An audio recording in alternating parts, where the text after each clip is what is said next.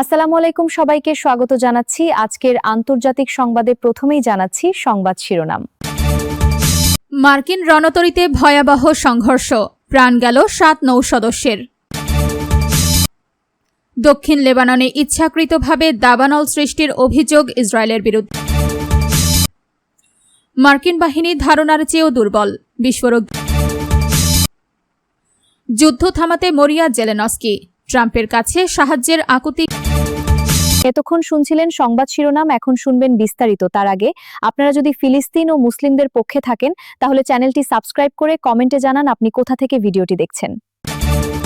কিয়েভের মার্কিন রণতরীতে ভয়াবহ সংঘর্ষ, প্রাণ গেল 7 নৌসদস্যের। মার্কিন বিমানবাহী রণতরী ইউএসএস আব্রাহাম লিঙ্কনে নৌসদস্যদের 2 পক্ষের মধ্যে ভয়াবহ সংঘর্ষের খবর পাওয়া গেছে। এতে অন্তত 7 জন নিহত এবং আরও কয়েকজন আহত হয়েছেন বলে দাবি করেছে ইরানের সংবাদ মাধ্যম মেহর নিউজ ও তাসনিম নিউজ। প্রতিবেদন অনুযায়ী দীর্ঘদিন ধরে সাগরে অবস্থান করায় রণতরীটির নৌ সদস্যদের মধ্যে ক্ষোভ ও অসন্তোষ তৈরি হয়েছিল। তাদের অভিযোগ শুনতে সেন্টকম প্রধানের একজন উপদেষ্টা রণতরীতে গেলে ক্ষুব্ধ সদস্যরা তাকে দুয়োধ্বনি দেন এবং পানির বোতল ছুঁড়ে মারেন।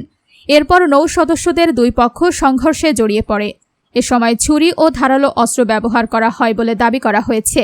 বর্তমানে ভারত মহাসাগরে থাকা রণতরীটি টানা 263 দিন ধরে মোতায়েন রয়েছে। এর মধ্যে 208 দিন নৌ সদস্যরা একটানা সমুদ্রে কাটিয়েছেন।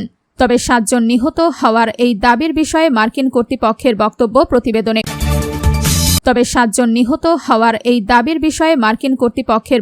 প্রতিবেদনে উল্লেখ করা হয়নি। দক্ষিণ লেবাননে ইচ্ছাকৃতভাবে দাবানল সৃষ্টির অভিযোগ ইসরায়েলের বিরুদ্ধে। দক্ষিণ লেবাননের বনাঞ্চল ও কৃষি জমিতে ইচ্ছাকৃতভাবে আগুন লাগানোর অভিযোগ উঠেছে ইসরায়েলি বাহিনীর বিরুদ্ধে। স্থানীয় দমকল কর্মী ও বাসিন্দাদের দাবি, বোমা, ড্রোন, ফ্লেয়ার এবং দাহ্য পদার্থ ব্যবহার করে এসব আগুন সৃষ্টি করা হচ্ছে। দ্য গার্ডিয়ানের প্রতিবেদনে বলা হয়েছে, খিয়ামের বাইরে একটি বনাঞ্চলে ইসরায়েলি বাহিনীর ফ্লেয়ার নিক্ষেপের পর আগুন ধরে যায়। দমকল কর্মীরা আগুন নেভাতে গেলে কাছাকাছি এলাকায় ড্রোন হামলা চালানো হয়। নিরাপত্তার কারণে তাদের সেখান থেকে সরে যেতে হয়। স্থানীয় কর্মকর্তাদের দাবি, সীমান্তের কাছাকাছি এলাকায় প্রায় 30 থেকে 40% জমি আগুনে ক্ষতিগ্রস্ত হয়েছে। পুড়ে যাচ্ছে বনাঞ্চল, জলপাই বাগান এবং কৃষি জমি। কয়েকটি এলাকায় অনুমতি না পাওয়ায় দমকল কর্মীরা আগুন নেভাতেও যেতে পারেননি। পরিবেশবাদীরা বলছেন, এসব আগুনের কারণে লেবাননের বনাঞ্চল ও জীববৈচিত্র্য দীর্ঘমেয়াদী ক্ষতির মুখে পড়ছে। তবে অভিযোগের বিষয়ে ইসরায়েলি সামরিক বাহিনীর কোনো জবাব পাওয়া যায়নি। মার্কিন বাহিনী ধারণার চেয়েও দুর্বল, বিস্ফোরক দাবি ইরানের। যুক্তরাষ্ট্রের সামরিক বাহিনী ইরানের ধারণার চেয়েও দুর্বল বলে দাবি করেছেন IRGC কমান্ডারের উপদেষ্টা মোহাম্মদ রেজা নকভি। PBSকে দেওয়া এক সাক্ষাৎকারে তিনি বলেন, এখন পর্যন্ত ইরান বিজয়ী অবস্থানে রয়েছে এবং ভবিষ্যতেও এই ধারা বজায় থাকবে। নকদের দাবি, সংঘাত যত দীর্ঘ হচ্ছে, মার্কিন বাহিনীর বিরুদ্ধে লড়াইয়ের অভিজ্ঞতা তত বাড়ছে ইরানের।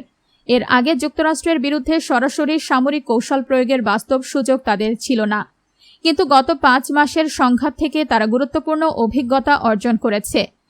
এই সময় মার্কিন বাহিনীর সামরিক সক্ষমতা ও কৌশল কাছ থেকে দেখার সুযোগ হয়েছে বলেও জানান নকভি। তার দাবি, বাস্তবে মার্কিন সামরিক বাহিনী ইরানের আগের ধারণার তুলনায় অনেক বেশি দুর্বল। যুদ্ধ থামাতে মরিয়া জেলেনস্কি, ট্রাম্পের কাছে সাহায্যের আকুতি কিয়েভের। রাশিয়ার সঙ্গে চলমান যুদ্ধ বন্ধ করতে যুক্তরাষ্ট্রের কাছে নতুন প্রস্তাব দিয়েছে ইউক্রেন। মঙ্গলবার রাতে দেওয়া ভাষণে দেশটির প্রেসিডেন্ট ভলোদিমির জেলেনস্কি এই তথ্য জানিয়েছেন। জেলেনস্কি বলেন, ইউক্রেন নিজেদের প্রস্তাব মার্কিন পক্ষের কাছে পৌঁছে দিয়েছে। তার মতে, ইউক্রেনের আকাশ প্রতিরক্ষা ব্যবস্থা শক্তিশালী করতে যুক্তরাষ্ট্র সহায়তা করতে পারে। একই সঙ্গে যুদ্ধ বন্ধের প্রস্তুতি নিতে রাশিয়ার ওপর চাপ সৃষ্টি করতে পারে ওয়াশিংটন। এর আগে যুক্তরাষ্ট্রের মধ্যস্থতায় রাশিয়া ও ইউক্রেন 3 দফা শান্তি আলোচনায় অংশ নিয়েছিল। পরে মধ্যপ্রাচ্যের সংঘাতের দিকে যুক্তরাষ্ট্রের মনোযোগ চলে যাওয়ায় সেই আলোচনা থেমে যায়। জেলেনস্কি আরও দাবি করেছেন, সেপ্টেম্বরের নির্বাচনের পর বিপুল সংখ্যক নতুন সেনা যুদ্ধে পাঠানোর প্রস্তুতি নিচ্ছে রাশিয়া। চলতি বছরের শেষ নাগাদ কয়েক লাখ এবং আগামী বছর আরও সমপরিমাণ সেনা মোতায়েন করা হতে পারে বলে দাবি তার। তবে নতুন করে সেনা সমাবেশের এই দাবি প্রত্যাখ্যান করেছে রাশিয়া। ক্রেমলিন বলছে, নতুন সেনা ডাকার কোনো পরিকল্পনা তাদের নেই। রাশিয়া ক্রেমলিন বলছে নতুন সেনা ডাকার কোনো পরিকল্পনা তাদের নেই।